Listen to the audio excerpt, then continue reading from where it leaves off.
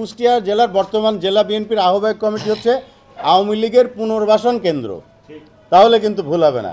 সারা কুষ্টিয়া জেলার যত আওয়ামী লীগের আছে এই কুতুবউদ্দিন এবং জাকির সরকারের মাধ্যমে আজকে বিএনপিতে পুনর্বাসিত হচ্ছে।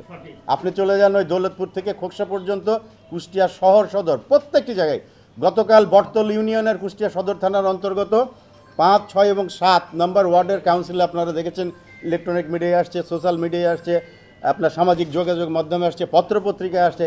সেখানে আওয়ামী লীগের নেতাকর্মীরা ভোটার হয়েছেন, সে ভোট দিতে গেছেন ভোট কেন্দ্রে, সেখানে হট্টগোল হয়েছে, হইচই হয়েছে, বিক্ষোভ হয়েছে। এই হচ্ছে আজকে একটি ইউনিয়নের কথা বললাম, একটি ওয়ার্ডের কথা বললাম, এর চিত্রটা কিন্তু সারা কুষ্টিয়া জেলায়। নিশ্চিন্তে খান স্বাস্থ্যকর অল টাইম পান, অল টাইম হেলদি লাইফ।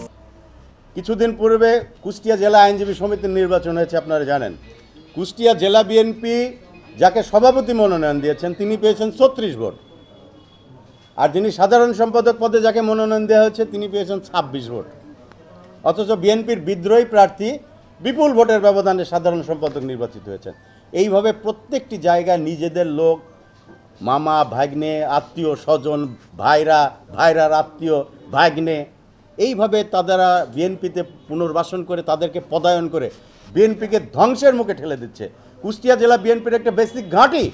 শহীদ রাষ্ট্রপতি জিয়াউর রহমান বলেছিলেন এই কুষ্টিয়া জেলা হচ্ছে আমার দ্বিতীয় জেলা। এই জেলায় বিএনপির বেসিক ঘাঁটি, এই জেলা হচ্ছে বিএনপির ধানের শীষের ঘাঁটি, বেগম খালেদা জিয়ার ঘাঁটি, তারুণ্যের অহংকার তারেক রহমানের ঘাঁটি।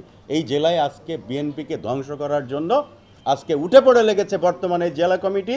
আর তাছাড়াও সবচাইতে বড় বিষয় হচ্ছে, সেটি আমরা বলতে চাই, এই কমিটির মেয়াদ উত্তীর্ণ। প্রত্যেকটা কমিটির তো একটা মেয়াদ থাকে, আপনারা জানেন। 3 মাসের জন্য কমিটি গঠন করা হয়, সেই 3 মাস পার হয়ে এই আগামী 4 তারিখে 5 মাসে পড়বে। তো সুতরাং এই মেয়াদ উত্তীর্ণ কমিটি এবং এই ভঙ্গুর, অযোগ্য, বিতর্কিত কমিটি দিয়ে কুষ্টিয়া জেলা বিএনপি চলতে পারে না।